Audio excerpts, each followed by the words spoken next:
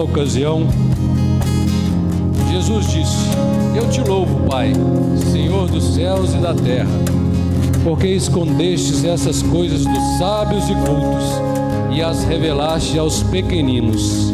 Sim, Pai, pois foi assim do teu agrado. Todas as coisas me foram entregues por meu Pai. Ninguém conhece o Filho a não ser o Pai, e ninguém conhece o Pai a não ser o Filho, e aqueles a quem o Filho o quiser revelar. Venham a mim todos os que estão cansados e sobrecarregados, e eu darei descanso a vocês. Tomem sobre vocês o meu jugo e aprendam de mim, pois eu sou manso e humilde de coração, e vocês encontrarão descanso para suas almas, pois o meu jugo é suave e o meu fardo é leve. Senhor Jesus, obrigada, Pai. Obrigada por essa manhã, que as suas misericórdias se renovam a nosso favor. Obrigada por ter nos trazido à tua casa, a nossa casa, melhor lugar não há. Obrigada, Senhor. Obrigada porque o teu amor nos alcançou, o teu amor nos completa, nos preenche e faz transbordar através de nós. Obrigada, Senhor, porque o Senhor nos perdoou. Obrigada, Senhor, porque o Senhor nos salvou. Senhor, consagramos a Ti essa manhã. Consagramos a Ti tudo que nós iremos viver. Consagramos a Ti o pregador, para que o Senhor possa usar a boca dele para as Tuas palavras. Que o Senhor possa entregar a cada um de nós a porção individual que o Senhor preparou para nós. E que possamos sair muito melhores do que nós estamos chegando. É assim que nós oramos e agradecemos. Em nome de Jesus. Amém. E agora quem vai falar com a gente? É você? No início, Deus criou os céus e a terra. Gênesis 1:1.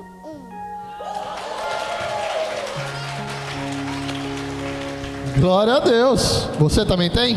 Tem um versículo? Tem? Tem?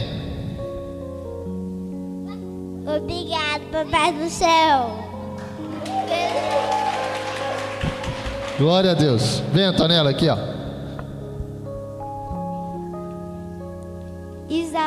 Isaías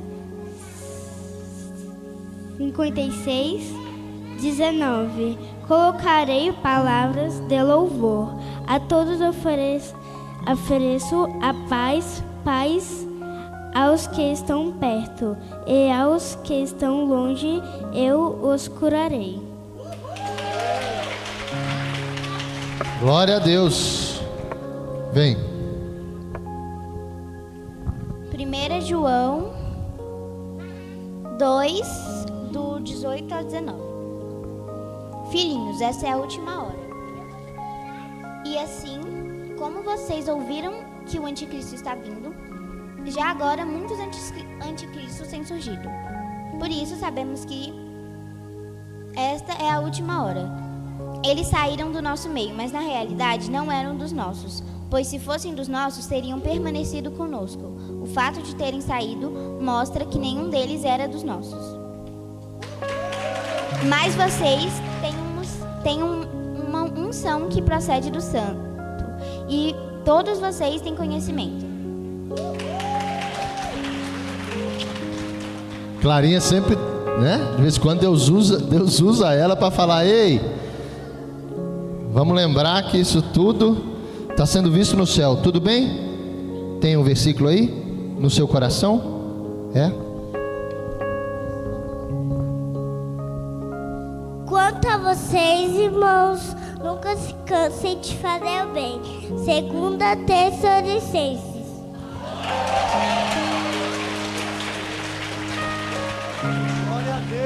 Glória a Deus. Quero que você receba com uma salva de palmas ao Senhor. Um homem lindo. Um homem que, assim como o Vitor, chegou também torto. Mas diante do Senhor, eu creio, todos nós, quando a Bíblia fala sobre os homens de Deus. Começa Jó, por exemplo, ele era reto aos olhos do Senhor. E hoje eu creio que o pastor Ricardo é um homem que o céu olha e diz assim: esse homem é um homem reto aos olhos do Senhor. Pastor Ricardo, por favor, vem para cá. Glória a Deus por essa família. Glória a Deus por tudo que Deus tem confiado a eles. É um homem sério. É um homem com humor incrível. Eu já viajei com o pastor Ricardo. Vocês sabem que viagem faz com que a intimidade seja um pouco mais aproximada. Maurício também. Você não? Ei, pastora, a gente tinha ido para a África, eu, pastor Ricardo. Pastora, glória a Deus pela sua vida, pastora. A gente foi em missão para a África. Como foi bom aquele tempo, hein? Como foi uma escola. E eu creio que a gente ainda está não só como um grande servo do Senhor, mas um grande aprendiz. Então que nessa manhã, pastor Ricardo, o Senhor possa nos ensinar, que isso passe por ti e que os nossos corações sejam sempre ensináveis diante do Senhor e da palavra poderosa que Ele tem para a gente. Vamos orar? Estenda as mãos para cá. Senhor Jesus, obrigado pela vida desse homem, desse filho, desse pai, desse marido, desse servo, desse pastor. Que o Senhor possa, Senhor, usá-lo nas nossas vidas, usá-lo para que essa igreja seja edificada na Tua palavra. Que o Senhor possa surpreender o pastor Ricardo também. A Tua palavra diz que o Senhor coloca palavras na nossa boca. Que seja assim, Senhor, nessa manhã, e que tudo isso seja para a honra e glória do Teu nome. Obrigado pela vida dele, obrigado por tudo que ele representa a essa igreja e ao Teu reino. E que tudo isso, em nome de Jesus, seja confirmado nessa manhã. Assim nós oramos e Te agradecemos. Amém. Glória a Deus.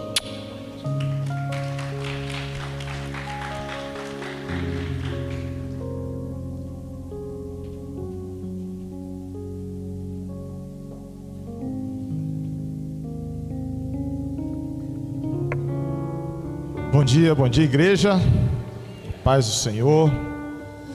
É uma alegria muito grande estar aqui e assim, a gente vive nessa igreja experiências que são experiências maravilhosas. Pode deixar, claro, pode deixar.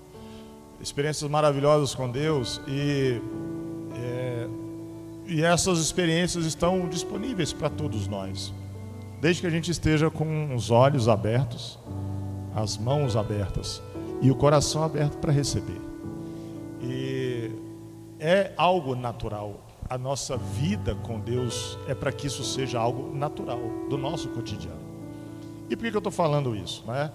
Porque hoje, enfim, quando eu vinha para cá e pensando, meditando sobre a palavra que eu tinha para compartilhar com vocês, eu ficava pensando assim, né? Deus, qual vai ser o louvor que o Senhor vai conectar com a minha palavra? Porque eu já tinha certeza que isso aconteceria. Eu tinha certeza de que essa parte inicial do nosso culto, da nossa adoração, que é o louvor, certamente conectaria com a minha palavra. Porque a gente vem vivendo isso sempre aqui. Já não é algo que a gente se surpreende, a gente fica maravilhado por contemplarmos a glória do Senhor. Mas não é algo que a gente, nossa, aconteceu, oh, não. É assim, glória a Deus que o Senhor permitiu que contemplássemos isso. E quando o pastor Rodrigo subiu aqui agora há pouco e conduziu esse momento, né, de quebrantamento, de contrição, que é muito maravilhoso, é um exercício que a gente tem que ter na adoração ao Senhor, que é nos aproximarmos dele com esse espírito de contrição, né, de derramamento do coração. E ele falou sobre cura. E a ministração do louvor, com essa convocação à contrição, foi sobre cura. E desde a última pregação que eu estive aqui, eu falei sobre cura de relacionamentos através do perdão. E hoje eu vou falar de cura também, de novo, numa outra abordagem, numa outra perspectiva. Talvez esse momento em que eu esteja vivendo, dessas palavras que eu tenho meditado e trazido para a igreja, seja reflexo das minhas reflexões quanto a mim mesmo. E o pastor Rodrigo falou aqui sobre algo que inclusive foi objeto do meu devocional do 559, A Mesa com Jesus, em que Jesus tinha chamado Mateus como seu discípulo, e Mateus recebeu Jesus em sua casa junto com pecadores e publicanos, ou seja, pessoas que eram rejeitadas naquela época, e ele se sentou para comer com essas pessoas. E os fariseus, vendo aquilo, acusaram Jesus, perguntaram para ele: vem cá, Jesus senta com esses pecadores aí, essa ralé, né, pecador de quinta categoria, os mais comprometidos. E Jesus fala assim: não, mas eu vim para os doentes, né? O médico não vem para os que já estão sãos. E aí, provavelmente os fariseus devem ter pensado que: então tá bom, Jesus, porque eu sou o cara curado, eu sou o são, eu não preciso de médico, eu estou bem, eu estou joinha. Esses pecadores aí é que precisam de cura. Mas quando a gente olha o texto com mais profundidade, a gente percebe que Jesus estava falando da gente, porque nós somos os publicanos e pecadores que precisamos de cura. Nós não somos os curados, nós não somos aqueles que já estão saudáveis o suficientes para não precisarmos da cruz e do arrependimento e do quebrantamento. Nós somos aqueles que diariamente são chamados a olhar para dentro de nós, sondar através do Espírito nosso coração e ali encontrarmos aquilo que Deus quer curar, que Deus quer tratar, que Deus quer modificar, que Deus quer restaurar. Nós não somos os sãos, nós somos aqueles que precisam de Jesus, a menos que a gente já esteja, né, naquele que vai ser original, porque nenhum homem está, de achar que nós já estamos bons o suficientes para não precisarmos do perdão e da restauração de Jesus. E esse processo tem me chamado muito a atenção, porque todas as vezes em que eu penso nesse olhar interno, há um chamado para a cura. E eu queria compartilhar isso com a igreja na manhã de hoje e agradecer a Deus por essa oportunidade, agradecer ao pastor Rodrigo e a pastora Flavinha por terem me dado essa oportunidade de compartilhar nessa manhã mais essa reflexão com os irmãos. E eu vou falar na cura na perspectiva da mente. E o título dessa ministração é Mentes Restauradas. Na última vez nós falamos sobre relacionamentos restaurados. Hoje nós vamos falar sobre mentes restauradas. E por que eu... qual é o contexto dessa ministração? A gente observa muitas vezes, não só na igreja, mas no cotidiano, no trabalho, em todos os lugares por onde a gente passa, pessoas que caminham de cabeça baixa, pessoas que acumulam frustrações ao longo da sua vida, pessoas que carregam um peso muito grande de fracassos, de traumas, de dores, isso em todas as áreas, profissionais, em áreas emocionais e até mesmo na área religiosa. Pessoas que são decepcionadas com a igreja, pessoas que são decepcionadas com a fé, decepcionadas com o marido, com a profissão, pessoas que andam cabisbaixas, acumulando dor, acumulando sofrimento, pessoas que não são bem resolvidas consigo mesmas, têm dificuldade de aceitar quem elas são, pessoas que não conseguem se relacionar com outras pessoas porque têm expectativas frustradas, e a gente vai vivendo a nossa vida acumulando tudo isso, e nós vamos adoecendo na alma e adoecendo no espírito em razão de tudo que a gente vive e acumula e que vai adoecendo internamente. Se a gente for parar para pensar em termos de doença que acomete o homem e que mata, eu não sei, Renalzinho, talvez eu esteja enganado, mas acho que as doenças cardíacas ainda lideram, em primeiro lugar, pelo menos no Brasil, as causas de morte. Nós tivemos recentemente aí a Covid, que ceifou muitas vidas, e várias doenças físicas que subtraem a qualidade de vida do homem. Mas nenhuma doença mata mais do que o pecado. Nenhuma doença escraviza, limita e derruba o homem mais do que o pecado. E a gente não encara o pecado como uma doença. E é essa perspectiva que eu quero levar vocês a refletirem, de que o pecado é uma doença. É uma doença que tem que ser combatida, é uma doença que tem que ser enfrentada, é uma doença que a gente tem que falar a respeito, porque ela leva os homens à escravidão, ao abatimento, ao fracasso, mas a gente trata o pecado como se fosse uma circunstância. É como se um incômodo, é como se fosse algo da vida que, poxa, eu queria tanto ter uma vida boa, mas assim, eu não posso porque eu tenho uma condição que me limita. Eu sou baixinho demais, ou eu sou alto demais, ou eu sou magro demais, ou eu sou gordo demais, mas assim, é uma coisa natural da minha vida que eu vou me acostumando e me adaptando. Então a gente convive com o pecado como se fosse algo da nossa vida, que a gente não gostaria que estivesse, mas já que está lá, a gente vai viver como dá. E nós não enfrentamos e não entendemos ele como sendo algo que nos adoece e cujo resultado é a morte. A doença do pecado nos leva à morte. Só que a nossa mente, ela é cauterizada, anestesiada, para nós não sentirmos a dor do pecado. E há um mundo em nossa volta que ele é estruturado, construído, planejado para nos anestesiar em relação ao pecado. Renozinho vai fazer uma cirurgia para o paciente não sentir dor, o que ele faz? Ele anestesia. O corpo vai ser agredido, porque a cirurgia é uma agressão, vai ser cortado, vai ser costurado, e a pessoa não está sentindo nada, porque ela está anestesiada. Nesse caso, a gente entende que é para algo positivo, que é a cura. Mas essa estrutura do mundo nos aprisiona e nos mantém reféns do pecado, sem a gente saber sequer que somos escravos.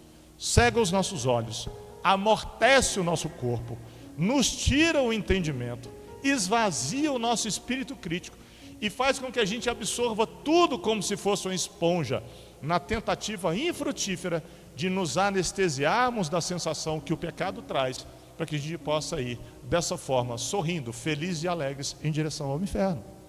Porque é isso que a palavra diz. E nós precisamos entender, e nós precisamos mudar o nosso entendimento, a nossa perspectiva em relação a isso, não a partir do que eu acho, não a partir do que o pastor Rodrigo acha, e a pastora Flavinha, ou o Léo, ou o Renault, ou o Vitor, mas a partir daquilo que a palavra de Deus nos estabelece. Porque ela fala sobre isso com uma clareza tão grande, mais do que esse holofote aqui ou a luz do sol. A Bíblia não deixa margem, não há sombra de variação em relação a essa questão, à luz da Bíblia. Mas nós temos dificuldade de enfrentar, e eu falo isso a partir de mim. Eu não estou aqui em relação ao fariseu que está falando para os que acham que são doentes. Eu estou falando para mim, porque essa doença também, ela nos acomete indistintamente. Nós precisamos olhar o texto bíblico com a seriedade que ele merece. E às vezes, esse sistema do mundo tira inclusive a nossa fé e a nossa credibilidade sobre as verdades absolutas da palavra de Deus. Mas isso não acontece por acaso, A Bíblia não só vai dar o diagnóstico, e é maravilhoso que no que se diz respeito ao espiritual, a Bíblia, ela te dá o diagnóstico, ela faz todos os exames, ela te diz qual é a doença que você tem, ela te dá o tratamento e ela te assegura 100% de cura. Essa cura, vocês sabem, foi aquilo que Jesus fez na cruz por nós e que lavou os nossos pecados. Em definitivo, para sempre, aquele sacrifício que é o suficiente, o bastante para nos trazer a cura. E qual é o texto que eu quero refletir com vocês a respeito disso? É um texto muito conhecido, mas de complexidade maior do que a gente imagina. E eu percebo isso como algo, um vício nosso. E quando eu falo vício nosso, gente, eu estou falando de mim. A gente percorre os textos da Bíblia numa superficialidade, talvez premidos pela pressa ou talvez pela urgência de receber uma resposta clara e imediata, e a gente não faz as pausas necessárias para refletir e mergulhar no texto bíblico. Esse é um vício que a gente tem. Eu não tenho nada contra esses planos de leitura da Bíblia. Eu acho que ler a Bíblia é o princípio de todas as coisas para seguir aquilo que eu vou tratar no dia de hoje. Mas ler a Bíblia é uma coisa. A palavra de Deus, se a gente for pegar lá a partir de Deuteronômio, não nos incentiva a ler a Bíblia. Nos incentiva a meditar sobre a Bíblia. É lógico que você só medita sobre aquilo que lê. Mas ler a Bíblia não é o suficiente. Ler a Bíblia é o primeiro passo. Você precisa estar com o coração e a mente aberta para meditar. E eu não sei se vocês já tiveram essa experiência, eu já tive, né? De você ler um texto um dia, quando você vai ler de novo, ele é completamente diferente. Por quê? Porque você parou ali para meditar. Você parou ali para conversar com Deus a respeito do texto bíblico. E a meditação é isso. A meditação do texto bíblico não é contemplativa. A meditação contemplativa é assim, você olha, nossa, que bonita essa paisagem. Nossa, que maravilha. Essa é a meditação contemplativa. Aqui a palavra fala é Senhor, como é bom, olha só, e você começa a lembrar dos salmos, você começa a conversar com Deus, e Ele vai te dizendo, isso aqui foi o que criei para manifestar a minha glória, e ali você está numa relação íntima com Deus. Isso é o meditar da palavra de Deus. E nós temos o hábito de passar às vezes por ela correndo, como se estivéssemos com pressa, como se fosse para cumprir o ritual dos 15 minutos de devocional, e a gente não para nos deixarmos levar por aquilo que Deus quer nos levar. Não há nada mais maravilhoso do que na experiência de devocional com a palavra, você começar a ler um versículo e não conseguir sair dele. E você fica 1 hora lá, conversando com Deus, dialogando, aprofundando sobre aquilo, e de repente o relógio passou e você já não tem mais noção do tempo que você esteve na presença de Deus. Esse é o convite que ele faz. E o Romanos 12, verso 1 e 2, nos traz sobre esse assunto, a doença do pecado e a cura do pecado, um caminho muito importante e muito precioso. E eu quero ler com vocês, pode colocar aí, pode ser na NVT mesmo.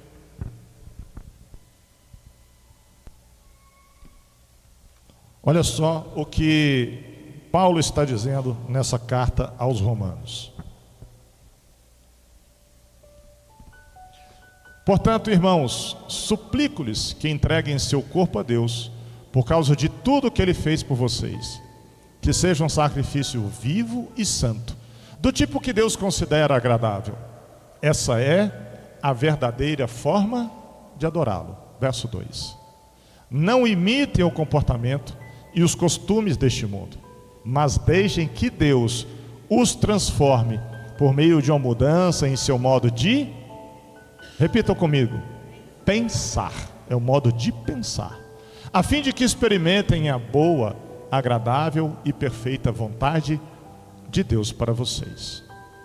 Desde que nós nascemos e somos criados pelos nossos pais e frequentamos a escola e frequentamos a faculdade, nós somos moldados, o nosso caráter, a nossa personalidade, o nosso jeito de ser. A nossa história acaba conduzindo a quem nós somos na nossa vida. Então, como estamos aqui a maioria de adultos, é fácil você buscar um pouquinho na memória e lembrar que determinados comportamentos que você tem, você trouxe do seu pai, ou você trouxe da sua mãe, ou é decorrente da cidade onde você nasceu, do regionalismo, da comida que você comia, da vizinhança, da rua onde você jogava bola, das colegas com quem você brincava, né? É resultado de quem era o seu pai, a sua mãe, os seus irmãos, até os tios, os avós, primos. Todos eles que conviveram conosco ajudaram a moldar o nosso caráter. É como se desse uma forma, uma natureza, né? Uma individualidade que faz com que você seja diferente de qualquer outra pessoa no universo. Daí você vai para a faculdade, você se relaciona com amigos na faculdade, você vai estudar o pensamento universitário e você vai se moldar intelectualmente de acordo com aquilo que pensa a universidade. E você então conhece pessoas e você namora, e esses relacionamentos afetivos também vão moldar as suas emoções, né? Assim como você é moldado nas emoções pela família, você também será com amigos, namorado, namorada, e depois com a tua esposa, e depois com os teus filhos, e você vai se inserir no mercado de trabalho, você vai projetar o quê? Nossa, eu queria trabalhar em tal lugar, eu queria ter tal profissão, eu queria ganhar dinheiro, eu queria comprar um carro, eu queria comprar uma casa, eu queria isso, eu queria aquilo. Você vai tendo desejos, projetos e sonhos naturais do ser humano, resultante do quê? Daquela convivência. É normal, por exemplo, você ter um pai que é empresário e o filho, quando chega na hora de definir a sua profissão, ele pensa o quê? Eu quero ser empresário também. Ou um orgulho também daquele pai que é médico, e aí o filho, na hora de decidir, resolve fazer o quê? Eu quero fazer medicina, Porque o exemplo do pai, a convivência com o pai, projetou e ajudou o filho a nutrir um sonho muito importante de ser algo naquilo que ele admira. E nós construímos isso ao longo da nossa história. E aí vocês devem estar pensando assim, ok, pastor, eu entendi isso, mas o que isso tem a ver com a pregação de hoje? Tem a ver exatamente com o que Paulo diz sobre aquilo que o mundo molda em você. Aquilo que você busca para atender às expectativas que o teu meio, a tua história determinam que você seja.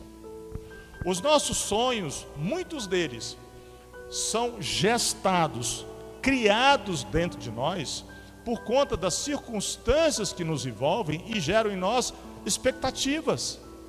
Eu quero um casamento assim, por quê? Porque esse é o modelo de casamento feliz. Eu quero essa profissão, por quê? Porque essa profissão é o modelo de profissão feliz. Eu quero essa roupa, por quê? Porque essa roupa é a roupa da moda, é a roupa que todas as pessoas bem-sucedidas vestem. Eu quero ganhar dinheiro, por quê? Porque hoje em dia o sinônimo de uma pessoa bem-sucedida é aquela que tem muito dinheiro. Eu quero ter esse corpo, esse shape, né?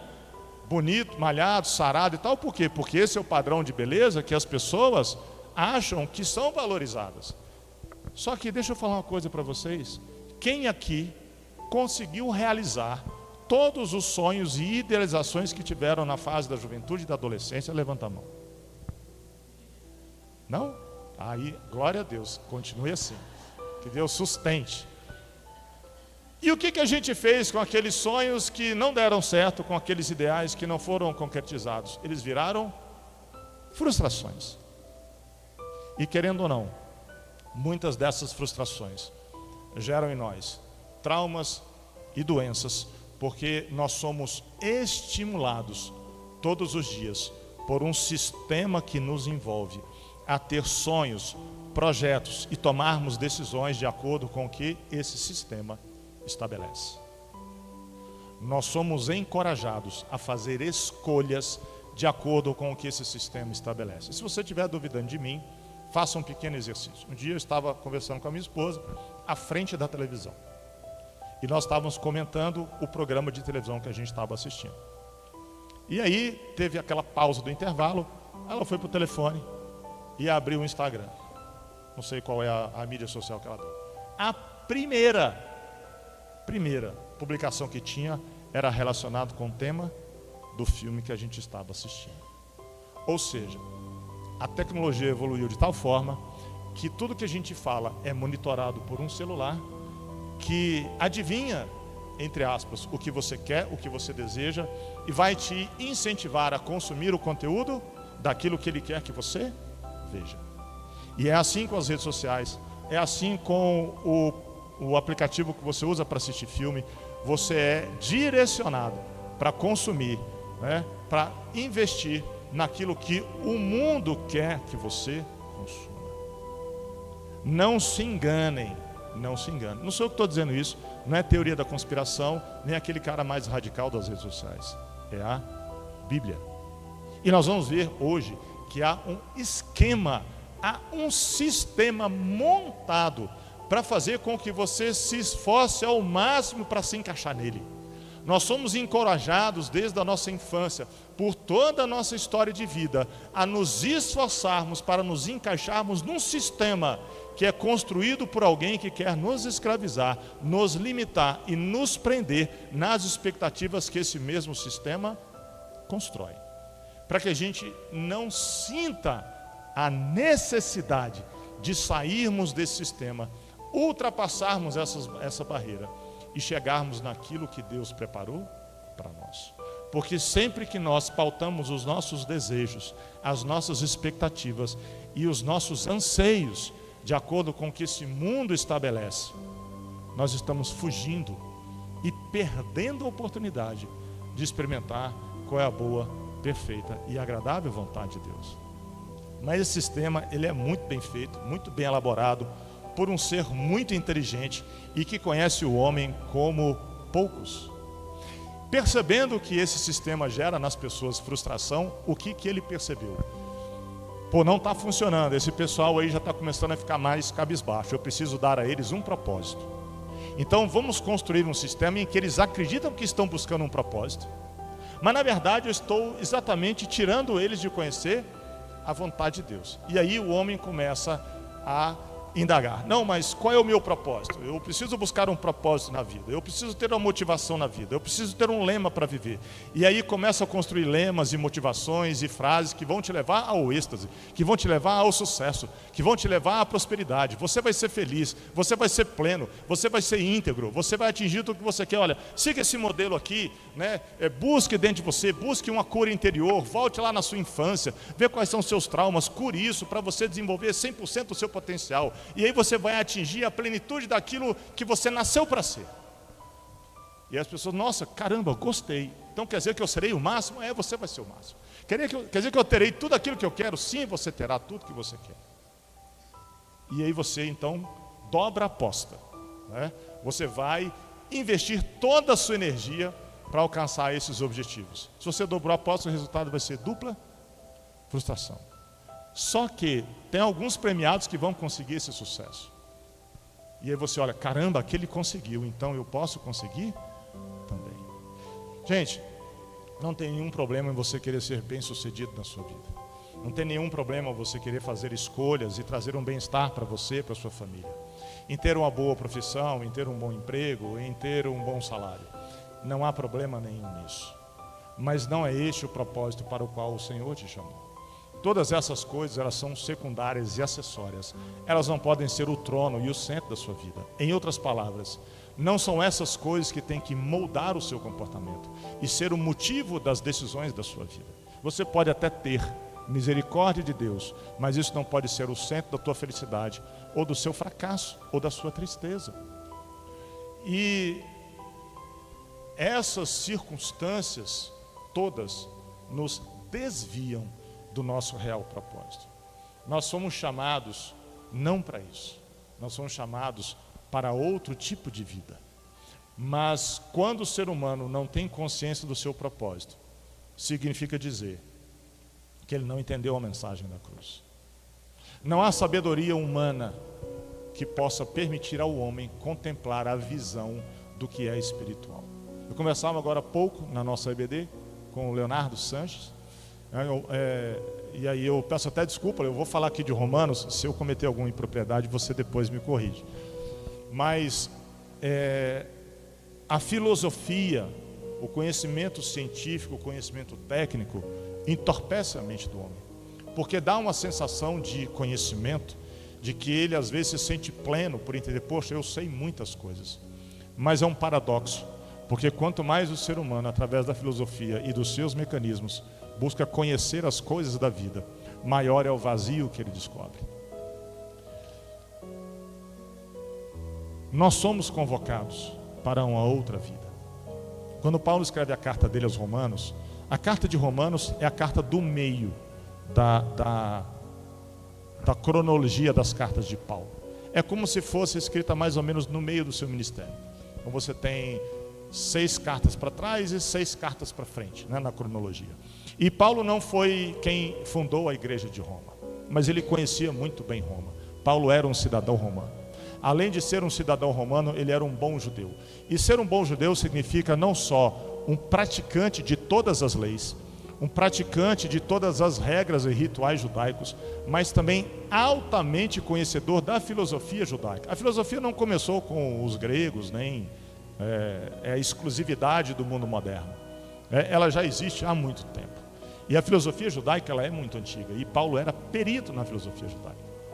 Ele então era cidadão romano, um bom conhecedor da filosofia judaica e também conhecedor da filosofia grega. Tanto é que ele discursou em Atenas. Ele foi sabatinado em Atenas, de frente à escola de Atenas, pelos filósofos gregos. Ele era um cara muito capacitado, muito inteligente. Então ele conhecia Roma. Roma era o centro do mundo. E quando eu falo em centro do mundo, era o centro financeiro, era o centro dos prazeres da vida, dos prazeres de toda a natureza. Paulo sabia muito bem para quem ele estava escrevendo.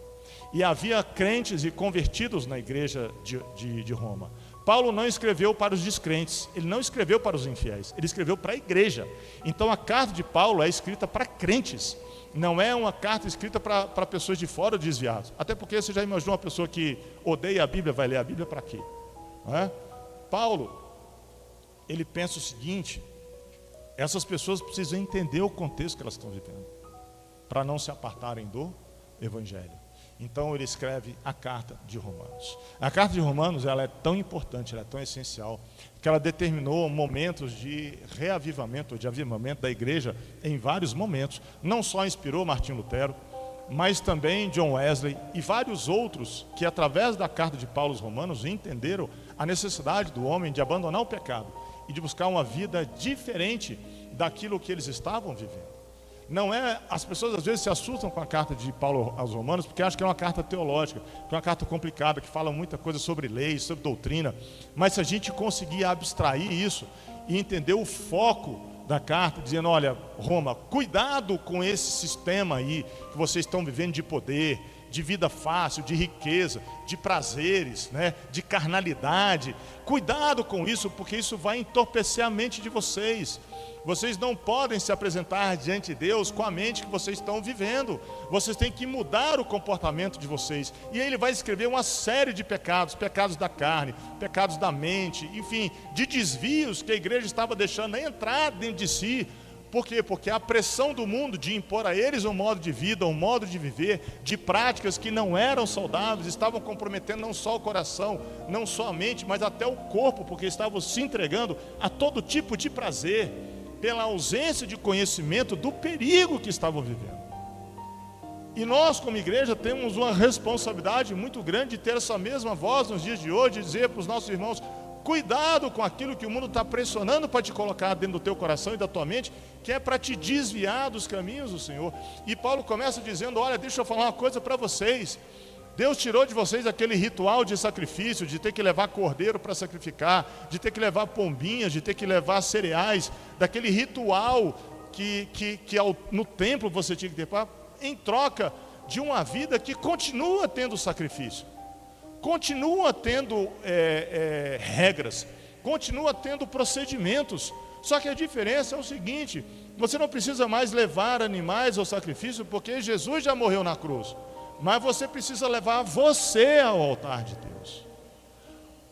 Aquilo que era ritual da lei não precisa mais. Mas não quer dizer que vocês vão viver uma vida libertina. Vocês têm agora que se apresentar como sacrifício vivo, é agradável a Deus. Você tem que oferecer seu corpo. E aqui a palavra corpo no grego não é esse corpo físico apenas, né? Não é esse corpo carnal. É tudo o que você é. A palavra utilizada aqui é soma. Soma quer dizer a integralidade do ser humano. Quer dizer o corpo, quer dizer a alma, quer dizer o espírito. Na verdade, uma das traduções que eu pesquisei é muito interessante, porque ela usa uma expressão que ela é dos tempos modernos. É o seu eu, é o seu ego, é trazer tudo o que você é. Quando a gente pensa dessa forma, você tem que apresentar a Deus como sacrifício tudo o que você é. E aí tudo que você é significa o quê? O teu desejo, a tua vontade, os teus sonhos, a tua profissão, o teu filho, o amor que você tem pelo teu marido, o amor que você tem pela igreja. Tudo isso você tem que colocar diante de Deus. E você tem que colocar isso diante de Deus com alegria, com prazer. E você tem que fazer isso todo dia. Você tem que se esvaziar de quem você é. Você tem que consagrar e entregar ao Senhor tudo. E a gente tem aprendido nessa igreja, eu não sei se nas outras igrejas é diferente, mas imagino que seja igual. Tudo continua sendo o quê? Tudo. Sem reservas, sem ressalvas, sem qualquer margem de negociação ou de barganha com Deus. E como é que a gente faz isso na prática? Muito simples. Senhor Deus, eu quero isso, eu quero viajar. Ok, filhão, você já orou sobre isso? Não, mas está tudo certo, passagem tem promoção, já comprei, né, já está tudo certo, já acertei minhas férias, né, o pastor já liberou e tal, eu vou viajar. Não, espere, eu quero saber se você já orou sobre isso. Não, mas eu tenho que orar sobre isso, claro, mas entregar tudo significa o quê? Tudo. Ah, pastor, mas assim, eu estou com um projeto muito bacana, eu já arrumei um sócio, já levantei o capital, a gente, olha, o advogado já deu parecer, tudo certinho, já acertei lá, o vará saiu, a gente começa a semana que vem. Ok, mas você já orou sobre isso? Não, mas assim, eu tenho certeza que Deus vai abençoar. Deus me abençoou até hoje, olha só, deu tudo certo na minha vida. Não, você já consagrou isso ao Senhor. Tipo assim, Senhor, se for da tua vontade, abençoa. Mas não se for, tira, cancela, volta tudo para trás. Não, mas poxa, mas agora já fechei contrato. A gente não tem o exercício de colocar tudo diante de Deus. Estou chateado porque tive uma discussão com meu filho. Você já colocou isso diante de Deus? Você já orou a respeito disso? Olha, meu irmão me magoou e eu estou chateado com ele e eu não quero mais falar com ele. Não, mas espera aí, você já orou sobre isso? Você já colocou isso diante do Senhor? Não, mas a raiva é minha e a raiva eu vou ficar com ela o tanto que eu quiser. Nós não temos esse hábito de nos colocarmos integralmente diante do Senhor. A gente não se apresenta como sacrifício. E Paulo diz que esse apresentar-se diante de Deus como tudo que você é o culto verdadeiro. Esse culto racional, que algumas traduções da Bíblia que vocês têm aí, não que esteja errado, porque a gente faz voluntariamente, é porque a gente entendeu o que é fazer. O voluntário aqui significa autêntico, significa coerente com aquilo que você fala. Ou seja, a nossa prática, ela tem que ser correspondente com aquilo que a gente fala. Se a gente fala uma coisa e faz outra, o nosso culto já não é mais racional, ele já não é mais autêntico e nem agradável. Obrigado, Maurício. É isso, já não agrada mais ao Senhor. A nossa apresentação diante de Deus tem que ser de acordo com aquilo que a gente fala. A prática, ela tem que andar junto com aquilo que a gente diz. Aquilo que autentica, por exemplo, a vida das pessoas que sobem aqui ou que são líderes de casados, é porque a gente fala, poxa, a pessoa fala tudo isso, eu quero ver fazer. Aí vai lá e ouve o testemunho. Aí a pessoa conta, realmente, acho que ele fez o que ele está falando. Porque se um dia nós falarmos algo e fizermos diferente, tudo aquilo que a gente fala perde a credibilidade, porque a prática não corresponde àquilo que a gente vive. É isso que Paulo está dizendo. Olha, vocês têm que se apresentar diante de Deus com tudo. E aí eu falei de algumas coisas relacionadas ao comportamento, mas tem a ver com a vida da carne também?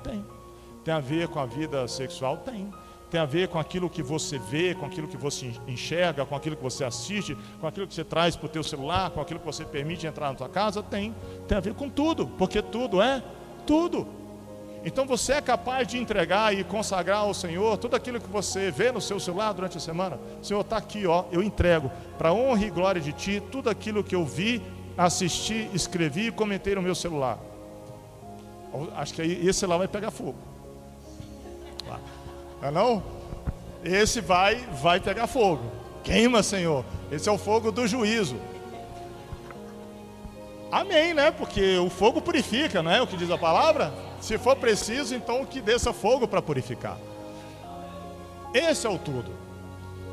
E aí Paulo prossegue, mas como é que eu vou fazer isso? Eu não estou entendendo, Paulo. Você pode explicar um pouquinho melhor? Estou aqui simulando o diálogo do Romano que está lendo a carta, né?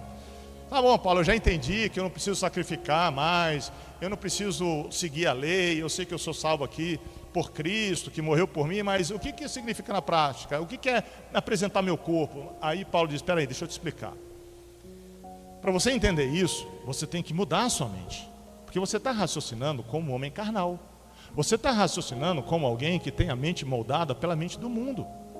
Para você poder entender o que é apresentar o seu corpo, o seu eu, tudo de você diante de Deus, primeiro você precisa raciocinar de acordo com o espiritual. Você não pode mais raciocinar de acordo com o carnal.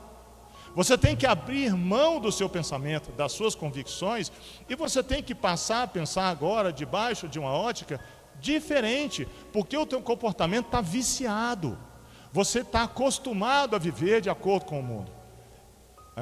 É aquela coisa assim, vocês já viram pessoa que tem uma mentalidade típica, por exemplo, vou dar um exemplo bom, né? Não que isso seja ruim, mas você já conversou com o engenheiro?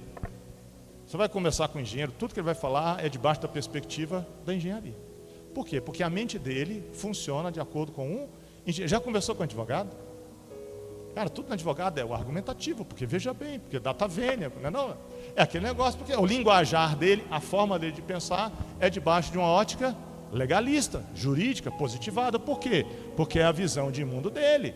Você vai conversar com alguém que é da área da psicologia, ele, conte-me mais sobre isso. É mesmo? Você tem certeza disso? Como é que foi a tua infância? Mas por quê? O olhar analítico dele é de quem foi moldado para aquela profissão. Alguém que viveu no mundo, no prazer da carne, no linguajar chulo, na desonestidade, na mentira, na falsidade, no atendimento aos prazeres. A mente dele funciona como? Nessa lógica. Então a pessoa olha, tudo ao seu redor, tudo como que se fosse um radar, procurando aquilo que vai lhe dar prazer, satisfação, atender seus objetivos. Você precisa se esvaziar. Paulo diz no verso 2, põe lá de novo para mim, Rafa, o verso 2. Olha só, Romanos 12, 2. Não imitem o comportamento e os costumes deste mundo. Não se deixe ser pautado pela agenda do mundo. Não deixe que os seus desejos e as suas decisões, o jeito de criar teus filhos, o jeito de viver seu casamento, seja de acordo com o conceito deste mundo. Não deixe que o mundo pressione você para você se encaixar. Não se sinta constrangido de ser o diferentão, de ser o crentão, de ser o Bíblia. Não se sinta constrangido de ser radical e firme nas suas posições. Não se sinta pressionado por este mundo que quer tirar da sua alma e do seu entendimento aquilo que Jesus morreu para colocar aí dentro. Porque o objetivo desse sistema é arrancar ou impedir que você enxergue exatamente o que ele está colocando. Isso está em todos os lugares, em toda ideologia. Eu poderia aqui passar uma manhã inteira dando exemplos sobre isso. Um deles a gente vive na nossa realidade, que é o casados para sempre. O título já assusta. Casado para sempre. Cara, nem casar mais precisa. Quanto mais para sempre, a pessoa se choca. Não, põe um adesivo casados para sempre no seu carro para você ver. Você vai escandalizar metade da cidade. Porque o mundo já não fala em casamento. E quando fala em para sempre, ou seja, conceitos que vão entrando. Vocês acham que nossos filhos não estão sendo bombardeados por isso? Vai ensinar o teu filho no caminho que ele deve andar, para quando for velho não se esquecer dele. Compra esse desafio de pegar o teu filho e começar a conversar com ele sobre essas pautas bombas que o mundo tenta enfiar na cabeça dele. Separa, eu já te advirto, dependendo da idade, separa umas 2 horas do teu dia, ora a respeito, antes de ter essa conversa. Porque você talvez se surpreenda com a forma de valores que ele está sendo bombardeado lá de fora. E se ele estiver entrando na puberdade, então, aí não só oração, mas o jejum também é recomendado. Porque o que se diz lá fora é completamente diferente do que a palavra. E a pressão é gigantesca. Quem não tem os olhos abertos pelo Evangelho vai tomar que forma? Qual a forma que eles vão receber? A forma do mundo. É isso que Paulo está dizendo. Paulo está dizendo isso para os romanos, porque ele conhecia a realidade dos romanos. Deixa eu te dizer, meu irmão, não é muito diferente de hoje não. A única diferença é a tecnologia. Mas o ser humano, na sua estrutura, é exatamente o mesmo. Os pontos de fragilidade, de tentação e de queda são exatamente os mesmos. É o visual, é o olfativo, é o tátil e o carnal. Não muda. É aí que o homem é tentado. Tiago fala sobre isso, Pedro fala sobre isso. E nós somos tentados aí, nas concupiscências da nossa carne. Não mudou. Paulo está dizendo, olha só, se esforce para mudar a sua mente. Prosseguindo, mas se deixem transformar por meio de uma mudança do seu modo de pensar. E aqui eu entro num aspecto importante. Não é você que muda o seu modo de pensar. Você pode fazer reprogramação neural. Você pode fazer hipnose. Você pode fazer o que você quiser. Você pode até se tornar uma pessoa bem-sucedida na vida em várias áreas. Você pode até, na psicanálise trabalha muito, você pode até curar algumas emoções do teu passado. Você pode até conseguir algum êxito nisso. Mas não é isso que vai mudar o seu modo de pensar. Não é. Tá? A única forma de você mudar o modo de pensar, deixa eu te falar, meu irmão, receba isso com muito carinho, é pelo poder de Deus. Tá? a única. Não há poder humano debaixo do céu capaz de mudar o modo de pensar, converter mentes e corações, se não for o poder de Deus. E é por isso que o homem fracassa, porque ele é levado a acreditar que pelos seus esforços ele é capaz de colocar o homem numa moldura em que ele seja feliz para sempre, esvaziando da presença de Deus. Esse caminho não existe. E é por isso que muitas pessoas estão entorpecidas. Por quê? Porque para tampar esse vazio, o mundo oferece o quê? Um monte de coisas para distrair, e ele não percebe isso. Paulo já estava dizendo isso para uma comunidade que era corrompida pelo pecado até o pescoço. E ele teve a ousadia de dizer: igreja, não caminhe por isso. Muito pelo contrário. Nós temos uma responsabilidade como igreja de ser voz ativa nesse processo. A gente foi chamado para proclamar as verdades que estão na palavra de Deus. A palavra diz que o mundo não vai resistir ao avanço da igreja. A gente canta isso aqui o tempo inteiro. Mas na hora de viver o dia a dia, a gente vive o quê? Recebendo a pressão do mundo e às vezes cedendo por elas. Vamos prosseguir aqui. Você tem que se apresentar a Deus como oferta suave, oferta agradável ao Senhor. Mas para isso você precisa mudar o seu modo de pensar. Você não pode pensar como o mundo. Você não pode pensar de acordo com o padrão do mundo. Você tem agora que ter a sua mente renovada pelo Espírito. Essa renovação da mente é muito semelhante ao que Paulo vai descrever sobre o que Cristo fez. Não é? Acho que é Filipenses 4:2. Deixa eu ver aqui. Quando Cristo não se utilizou da condição divina para viver entre nós, muito pelo contrário, antes ele se esvaziou. Ele se esvaziou para se submeter a tudo aquilo que ele passou. É esse mesmo processo que a gente tem que passar de esvaziamento das nossas convicções. Se esvaziar significa não se importar com aquilo que nos agride, nos ofende em relação àquilo que a gente espera das pessoas. Por que a gente se frustra nos relacionamentos? Porque a gente nutre expectativas. E essas expectativas vêm da onde? Daquilo que você acha que é certo e errado. Irmãozinho, vou te falar aqui com muito amor. Você sabe, eu falo só com amor, né? O pastor Rodrigo também fala com amor, a pastora Flavinha também. Todo mundo que sobe aqui fala com muito amor, né?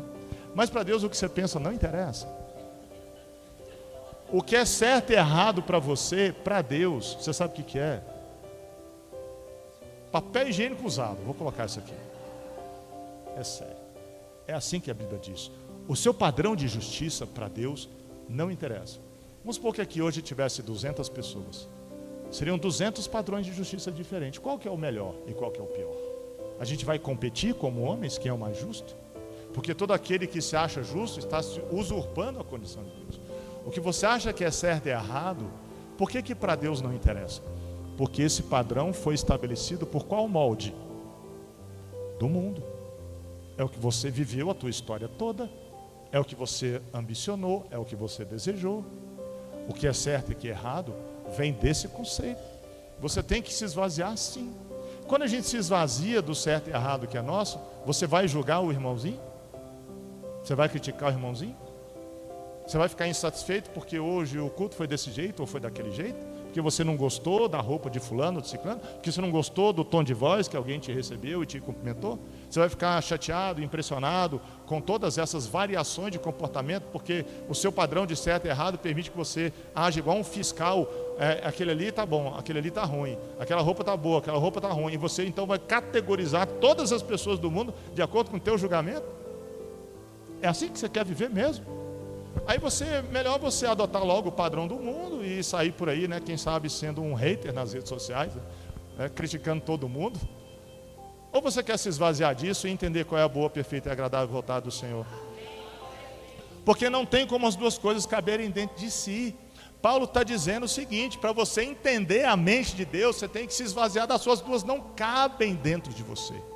Não há espaço, Deus não vai dividir espaço com as tuas convicções, com a tua verdade, com o teu absoluto. Quem aqui tem um lema absoluto de vida?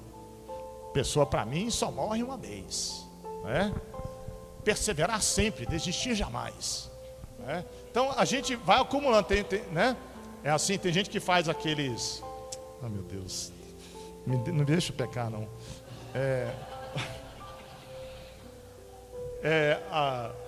Segue, né? Isso. Enfim, e aí adotam lemas de vida e fazem aquilo verdade absoluta. Para Deus isso aí não vale nada. As suas verdades são as verdades bíblicas.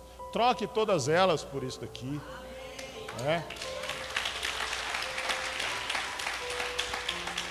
Paulo fala de forma muito clara: todos nós somos pecadores e precisamos da misericórdia e da glória de Deus. Não tem escapatória, não tem justificativa para cada um de nós. Agora, há um prêmio, gente, há uma recompensa para isso. Gente, não sei se vocês querem esse prêmio, eu busco sempre esse prêmio. Eu espero receber um dia e poder contemplar qual é a boa, perfeita e agradável vontade de Deus para você. Não é o propósito do mundo não, gente. Você pode fazer aí quantos treinamentos quiser, você pode ler, você pode pesquisar para descobrir o teu propósito, você pode fazer o que for, mas Deus tem um propósito específico para você. Eu quero fazer aqui um parênteses, né? Deus tem um propósito geral para você e Deus tem um propósito específico para você. O propósito geral qual que é? É tudo aquilo que você tira na Bíblia. Eu lamento que algumas pessoas ainda vivam a vida crente. Estou falando de crente, estou falando de gente de fora não, estou falando de crente. Poxa, eu não sei qual é o meu propósito. Eu ando frustrado. Eu não sei qual é o meu propósito. Não sei o que Deus quer de mim. Assim, eu vou dar uma dica. Comece lendo a Bíblia. A segunda dica, ore a respeito disso. Porque o que não falta na Bíblia é propósito para você. Não falta. Deus te prometeu que você seria cheio do Espírito Santo. Gente, quer propósito melhor do que esse? Eu acho assim, porque a gente tem muitos momentos de transbordar do Espírito Santo. Para você viver cheio do Espírito Santo é o quê? É acordar cheio, é dormir cheio, é passar o dia cheio, é 30 dias cheio, é um ano inteiro cheio, é uma vida inteira cheia do Espírito Santo. Isso não pode ser o crente que não tem isso como propósito de vida, ele acho que nunca experimentou isso aqui do Espírito Santo. Porque aquele que esteve de lá não quer sair. Essa é aí, ok. Mas isso aqui tem. Vou te dar outro propósito: anunciar o Evangelho a toda criatura. Mas assim, não tem mais. Está lá, é um propósito seu. E ainda vem com um bônus, ainda vem com um plus. Porque a palavra diz que os sinais vão acompanhar esse, e você ainda vai ver milagres ao longo desse processo. Gente, a gente gosta de ver milagres, mas é um milagre que ele é maravilhoso, ele é lindo demais. Uma pessoa converter ao Senhor. Gente, cura é maravilhoso demais. Mas esse milagre, deixa eu te falar, é lindo. Você vê uma pessoa que chega na tua casa dura, ou então um amigo seu que é duro, que diz: não quero isso, não quero saber disso. Nós tivemos lá no batismo ontem, um testemunho desse. O rapaz entrou por 10 minutos e de lá não quis mais sair. E aí você vê 3, 4 meses depois, às vezes até menos, a pessoa dando glória a Deus, dizendo: nossa, que maravilha, Jesus é lindo, o Espírito Santo é maravilhoso, eu quero essa vida para mim para sempre. Esse é um milagre que, se isso não te satisfaz na vida cristã, talvez seja necessário você realinhar teus propósitos. Talvez seja necessário você se esvaziar e se encher de novos propósitos que só Deus pode te dar. Mudar a sua forma de pensar, ter uma mente diferente daquilo que a gente vem vivendo. Os nossos valores, Você quer saber como viver na igreja? Quer saber como viver na igreja? 1 Tessalonicenses 5, está lá. Segue aquilo ali. Passa uma semana vivendo aquilo ali. Mas assim, é para viver sem escapar uma vírgula. Aí você vai aprender o que é viver na igreja. Está lá na Bíblia. Não, eu quero o meu propósito dentro da igreja. Senhor Deus, será que o meu propósito é no louvor? Será que o meu propósito é atalaia? Será que é com os pequeninos? Será que é isso? Não, o teu propósito é a 1 Tessalonicenses 5. Todas as outras coisas vão ser acrescentadas depois. Começa por ali, começa a viver aquilo ali. A convivência com os irmãos. Não nos faltam propósitos na Bíblia. Esses são propósitos gerais. Todos estamos vinculados a eles mesmos. Mas há propósitos específicos. Basta você olhar aqui Os talentos, os dons que Deus dá na sua multiforme graça são individuais e são diferentes. E glória a Deus por isso. Se você ainda não tem certeza sobre isso, o que Paulo nos encoraja lá em 1 Coríntios? Busque os melhores dons. Para quem? Para a igreja. Aí sim, esse é um bom propósito de oração, mas já está prometido lá. Então nós não podemos entender e não podemos nos conformar e aceitar que as pessoas da nossa igreja, e quando eu falo igreja não estou falando de gerações, aqui é a igreja de Cristo, andem cabisbaixas e frustradas porque não estão entendendo qual é o seu propósito, estão entristecidas porque na verdade as pessoas estão adoecidas e querendo ou não essa é uma luta permanente. Ou você acha que, como eu falei, Paulo escreveu isso para crentes? Não se deixem tomar a forma do mundo. Significa que mesmo depois de convertidos, esse bombardeio ele continua. E esse processo de renovação que ele fala aqui da mente, ele é contínuo, ele é diário, né? E nós precisamos nos esforçar por isso. Há alguns textos que eu quero... Vou passar aqui em cima, o tempo passa rápido, né? Muito rápido. Olha só. Há duas coisas que eu quero conversar com vocês sobre esse processo de mudança da mente, antes de encerrar. Porque eu vou renovar esse apelo do pastor Rodrigo, de cura, né? De cura da mente e da alma. Mas antes de renovar esse apelo, eu quero fazer duas reflexões com vocês. A primeira delas diz respeito às provações que a gente passa. Esse processo de renovação, gente, ele não é um processo indolor. Não é. A nossa carne milita com o Espírito. Não é porque Deus acha que só através da dor e do sofrimento o homem é capaz de mudar. Essa dor que a gente sente do processo de mudança não tem nada a ver com o agir de Deus. Tem a ver com a nossa resistência ao agir de Deus. Lá em casa, a Isabela, ela não gosta de vacina, né, de injeção de agulha, tem pânico de agulha. Mas todo mundo sabe que medicamento é para curar. Então, se ela simplesmente não resistisse à intervenção do enfermeiro, né, e aplicasse a vacina, ia doer, mas ia doer pouco, né? Mas como ela resiste, a gente tem que segurar e tem que convencer. É meia hora para tomar uma injeção. Ou seja, o processo dói muito mais. A culpa é de quem está aplicando a vacina ou de quem está resistindo ao tratamento?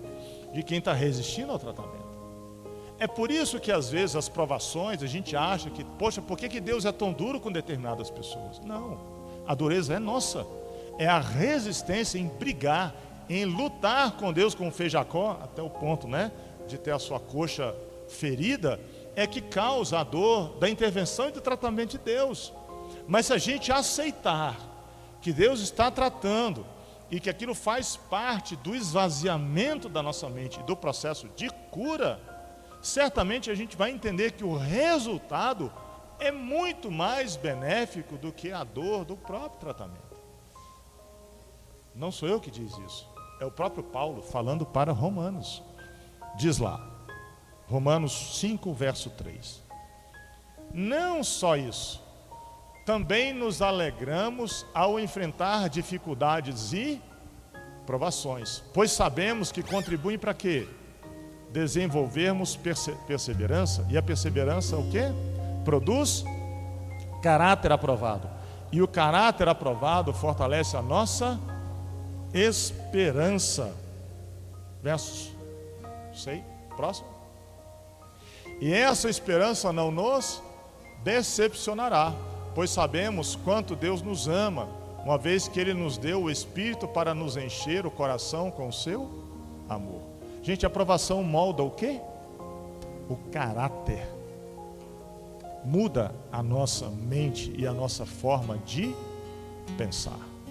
Por isso é que se você está passando hoje por uma aprovação, eu não quero aqui trazer o sentimento de culpa, não é esse o julgamento, e Jesus aboliu isso lá atrás. Não é a culpa, nossa, o que eu fiz para merecer isso? Não. É o que eu preciso aprender. Qual é o esvaziar que Deus quer de mim? O que eu preciso abrir mão? O que eu preciso entregar? O que eu preciso deixar Deus trabalhar? Onde eu vou chegar com isso? Porque eu tenho certeza que a promessa das provações não é um resultado ruim, não é a dor, não é o fracasso, muito pelo contrário, é o enchimento do Espírito para compreendermos o que Ele tem para nós de melhor. As provações para o crente são esse processo de esvaziamento da mente, de tirar a forma do mundo, de tirar a gente da embalagem que nos prende de crescer e de viver o melhor que Deus tem para nós. A pastora Flavinha falou sobre isso aqui durante o louvor, das promessas que Deus tem para nós, mas por que muitas vezes a gente não recebe? Porque a nossa forma é dentro da caixinha do mundo. Deixe-se espalhar na presença do Senhor, rompa essa embalagem que te cerca, que te prende, e deixe Ele trabalhar em você tudo aquilo que Ele tem para trabalhar. E a gente é trabalhado nisso todos os dias. Os nossos conflitos com os irmãos, com os pais, com os filhos, os nossos problemas no trabalho, as nossas dificuldades, todas elas nos impulsionam a romper com a forma do mundo e deixar que Deus entre em nós pelo seu Espírito e nos revele as verdades profundas que Ele tem para cada um de nós. Eu não sei onde é que é esse trabalhar de Deus na vida de vocês, mas Ele sabe. E é por isso que a palavra fala que a gente precisa ter fé, a gente precisa entender que Deus é fiel em todas as promessas. Os planos que Deus tem para nós não são planos de dor, não são planos de sofrimento. Esse lugar de sofrimento, ele sempre será, e ele tem que ser transitório na vida do crente, porque ele vai levar a um estado de compreensão maior que você nunca esteve antes. Nós precisamos entender como foi o servo de Eliseu atacado pelo exército da Síria, milhares de cavalos e de soldados contra um homem só. E o servo desesperado falou: Eliseu, né? Eu falei Elias. Eliseu, e aí, o que a gente vai fazer? Aí Eliseu: sabe de nada, inocente, vai orar. Senhor, só para ele entender quem o Senhor é, abre os olhos dele. Quando ele abriu os olhos, eu fico imaginando, ele deve ter ficado sem ar, eu ficaria sem ar. Quando ele viu o exército de Deus que estava em volta, mas faltava ele aceitar o desafio que Deus tinha para ele de fé. Nós precisamos ter fé e entender que o Deus que nos chamou, Ele também é galardoador, Ele é garantidor das promessas que Ele fez.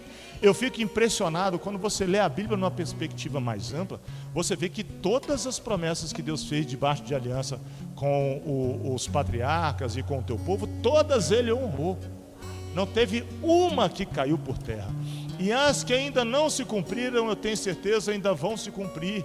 A gente talvez contemple muitas delas, mas não há uma promessa de Deus que caiu por terra.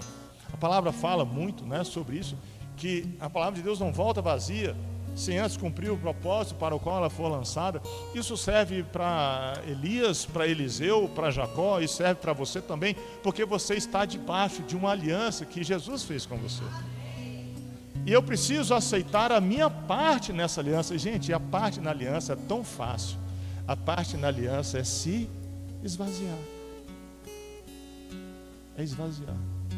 Mas a gente não se esvazia porque nos falta a fé. Gente, se você quiser conhecer o Deus que nós proclamamos aqui no altar, que você ouve falar e com quem você tem contato diariamente, você tem que se esvaziar.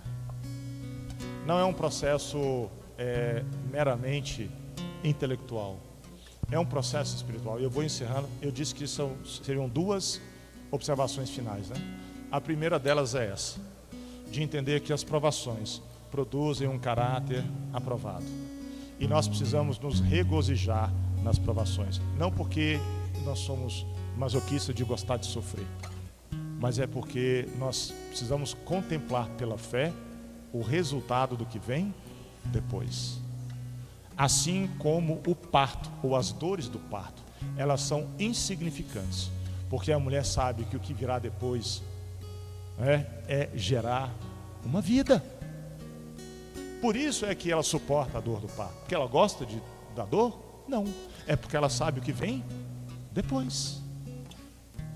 É esse olhar de fé que nos leva a entregar aqui a Deus diante do altar, e entregar, a gente entregar mesmo. pastor falou de relacionamentos rompidos, o pastor falou de traumas, né? O pastor falou aqui de dor física, de doença. Tudo isso, gente, e vocês sabem que até a doença da alma, né, somatiza para o próprio corpo. Todas essas questões Deus nos convida a entregar no seu altar. Esse é um processo simples, mas que exige de nós uma decisão. O resto é Ele que faz. E eu vou concluir lendo Efésios 4, a partir do verso 17. Brinca. 4:17. Gente, eu estou encurtando, porque falar de Romanos 2 aqui dava uma semana de pregação. Efésios 4:17. Coloca lá para mim. Assim eu lhes digo, com a autoridade do Senhor, não vivam mais como gentios, ou seja, não vivam de acordo com o padrão do mundo, levados por pensamentos vazios e inúteis, ou seja, correr atrás do próprio rabo, né? Você não vai para lugar nenhum, aquilo só te distrai e não te acrescenta nada. 18. A mente deles está mergulhada na escuridão. Que escuridão é essa? Eu falei no início da pregação. Pecado. Andam sem rumo, alienados da vida que Deus dá, pois eles são ignorantes e endureceram o coração para eles. Efeito do mundo em nós. Pastor, eu podia falar de modo céu e modo terra, mas isso é tão sua cara que eu vou usar aqui minha terminologia, tá? É isso aí, vocês entenderam. Tornaram-se insensíveis, vivem em função dos prazeres sensuais. Gente, sensual aqui, eu vou ampliar, é sensorial. É aquilo que tem a ver com o seu prazer. Pode ser deitar, dormir, comer, qualquer coisa, vestir, prazeres sensoriais, né? E praticam avidamente toda espécie de impureza. É aquele negócio assim, eu quero, eu vou atrás, eu vou buscar, eu vou conseguir, se enche de energia, grita, não, você vai, você consegue. O avidamente é isso, tá? Ai, meu Jesus. Mas não foi isso que vocês aprenderam em Cristo. Não foi isso. Essa não é a mente de Cristo. Não é. Essa é a mente do homem, gente. Deixa eu te falar, você não pode nada. Você não pode nada. Você tem que se esvaziar. A gente acabou de falar isso. Você tem que reconhecer, Deus, eu não posso nada. Eu não sou nada diante do Senhor. É isso que é entregar o seu corpo, o seu eu aqui no altar. Não no altar físico, mas diante de Deus. A gente vai fazer isso agora. Se pudesse até pular essa parte aí, mas eu tenho que concluir. É você entregar o seu eu aqui. Falou, Deus, eu não sou nada. Pode prosseguir. Uma vez que ouviram falar de Jesus e foram ensinados sobre as verdades que vêm dele. É dele. E aí, prosseguindo. Livrem-se de sua antiga natureza. Joga fora. Rasga. Joga fora. Não guarda no depósito de casa, não. Tem gente aqui que é acumulador de pecado, né? O que é um acumulador de pecado? Por exemplo, eu tenho lá um sapato que eu não uso mais. Não me serve mais. Poxa, mas ele tem valor afetivo. Não dá para ir para a igreja, não dá para jogar bola, não dá para fazer nada com o sapato. Mas, poxa, eu comprei naquele dia e tal, ganhei de presente e tal, eu não vou jogar fora. Aí você faz o quê? Põe lá no depósito. Aí aquela mala que quebrou a rodinha e tudo mais. Pô, mas é uma mala tão bonita, não sei, mas não tem nem conceito, você faz o quê com ela? Põe lá no depósito e guarda, né? Aí as coisas estragadas, você vai juntando. De repente está lá aquele depósito cheio de tralha, que não serve para nada, mas você está afetivamente preso a todas elas. É isso que a gente faz com o pecado. Você vai guardando, ele está lá entulhado, aí você está lá com aquela carregador pesado, chega aqui o louvor não te toca, a palavra não te toca, você não tem ânimo para ir para IBD, você não tem ânimo para vir no culto de quarta-feira, você não quer fazer casados, por quê? Porque teu depósito está entulhado de coisas. Vocês estão entendendo?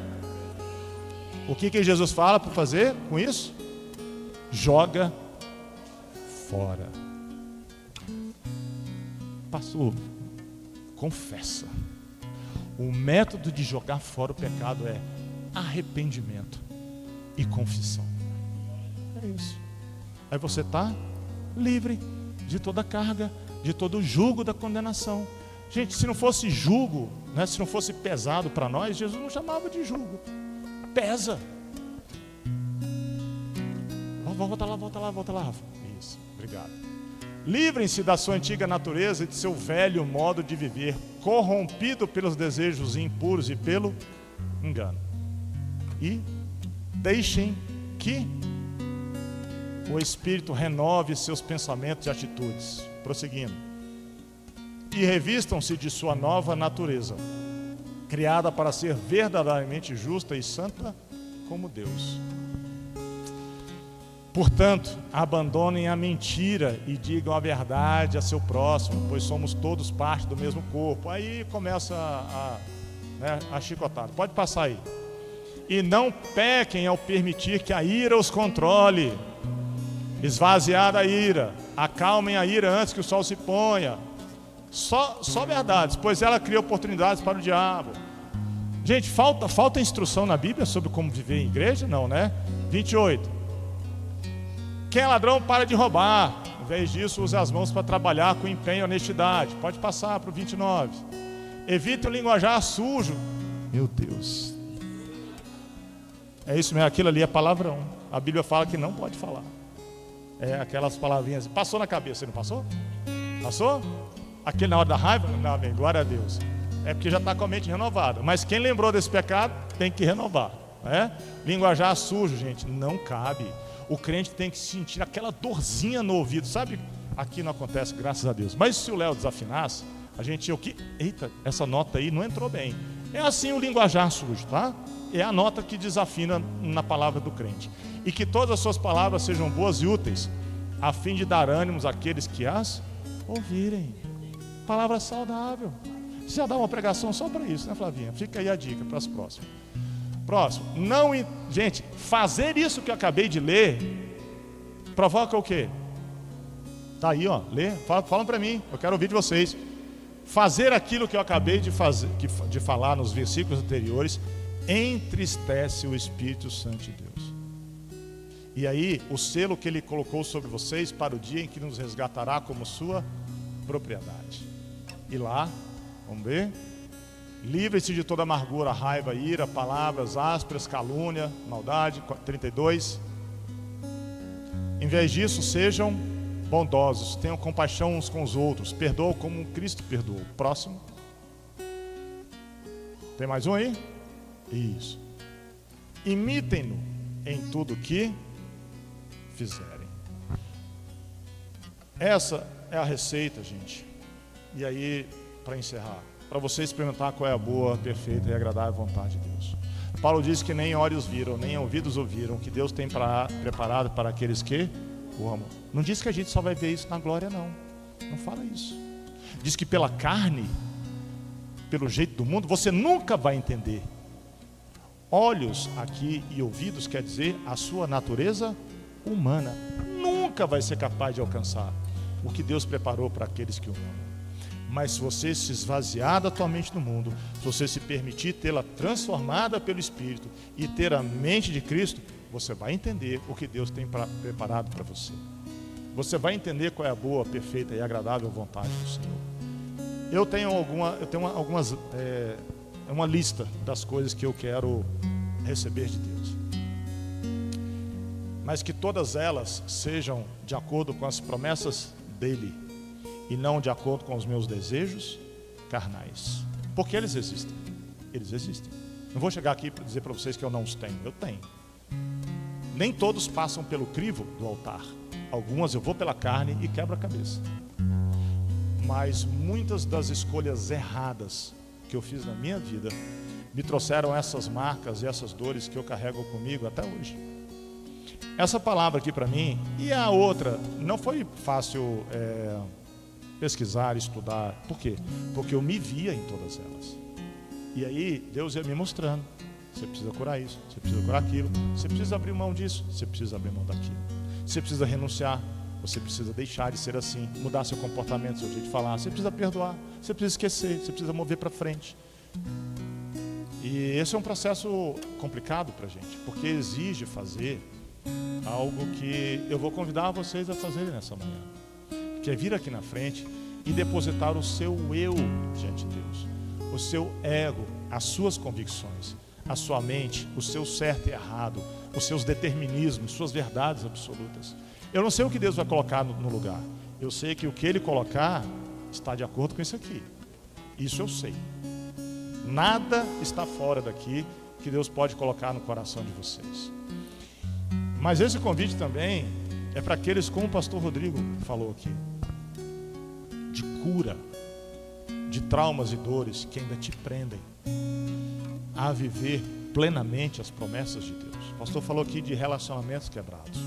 Não tem coisa que mais neutraliza a capacidade de alguém de amar do que problemas de amor e de relacionamento que ele teve no passado. Eu não estou falando de namoro e casamento, não.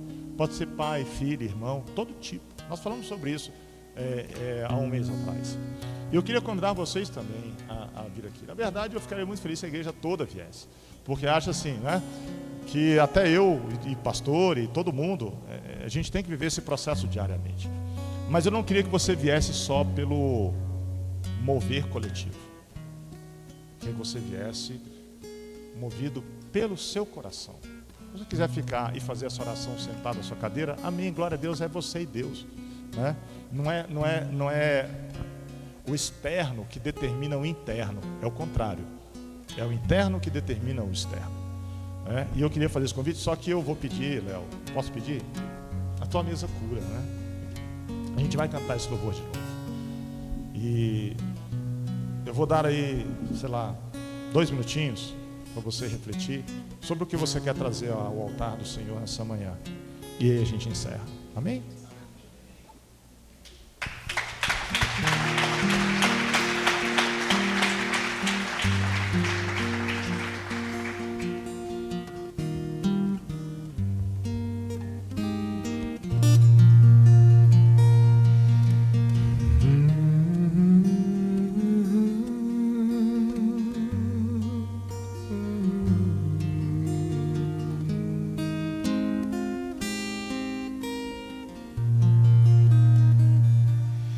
Tanto que eu trabalhei, tanto que eu me desgastei, tanto que o sol me queimou, cuidando da vinha que não era minha, tentando achar meu valor, tentando te impressionar.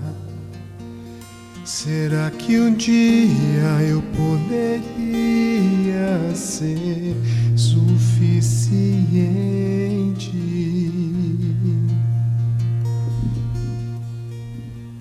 Tanto que eu trabalhei, tanto que eu me desgastei, tanto que o sol me queimou, cuidando da vinha que não era minha, tentando achar meu valor, tentando te impressionar. Será que um dia eu poderia ser suficiente?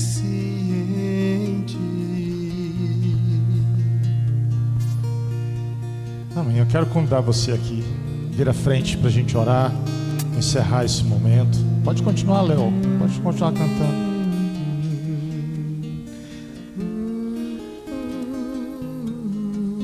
Embora a gente não seja nada, embora nós não tenhamos um valor para o mundo, mas aos olhos de Jesus você é muito precioso, porque Ele morreu por você. O que nós pensamos não tem valor, mas a sua alma para Jesus tem muito valor. Sem Ele, a gente é um papel amassado. Nas mãos dele, nós somos as cartas vivas que Ele escreve para esse mundo. E é esse o convite, para que a gente se coloque diante dele, para transformar algo que não tem utilidade, algo que é apenas vazio, em alguém que é capaz de carregar nada mais, nada menos do que uma porção do Espírito, porque nós somos a habitação do Espírito, mesmo não sendo exatamente tudo aquilo que às vezes a gente acha que é o que gostaria de ser. Deus vê em nós utilidade. Deus quer nos restaurar, curar e nos usar poderosamente nessa terra.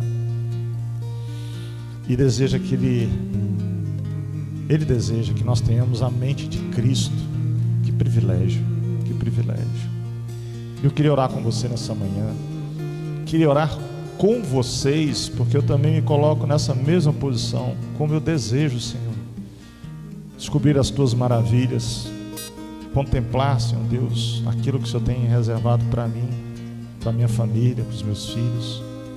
Pai, eu me coloco aqui diante de Ti, Senhor Deus, clamando ao Senhor pelas misericórdias, como Paulo diz, pelo sacrifício de Jesus na cruz, pelo amor revelado por Ele, Senhor Deus, pelas misericórdias do Espírito Santo, Senhor Deus, que nos convence do pecado, da justiça, do juízo. Eu oro não só por mim, Pai, mas por todos esses irmãos que estão aqui na frente. Que hoje haja cura, que haja entrega, que haja renúncia, que as nossas convicções, Senhor Deus, sejam jogadas fora, que haja arrependimento, confissão de pecados, que haja abandono, Senhor Deus, das velhas práticas. A gente possa entender, Pai, qual é o caminho de santidade que o Senhor nos oferece e que o Senhor requer de nós. Não é algo que exige sacrifício, muito pelo contrário. O convite, Pai, é para que a gente venha como a gente está. O Senhor é que vai fazer a obra, o Senhor é que vai nos esvaziar, nos encher do Teu Santo Espírito. Pela força do homem nós não somos capazes, nada se sustenta, pode durar uma semana, mas nada é definitivo se não for construído pelas Tuas mãos.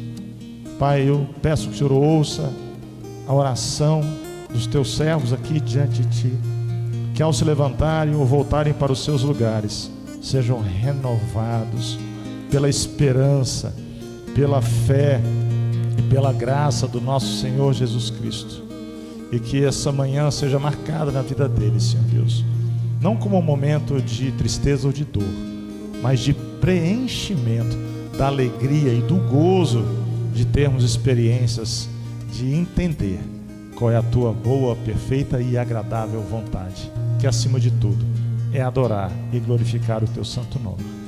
É assim que eu oro e te agradeço, em nome de Jesus, amém. A Tua mesa cura, a Tua mesa cura.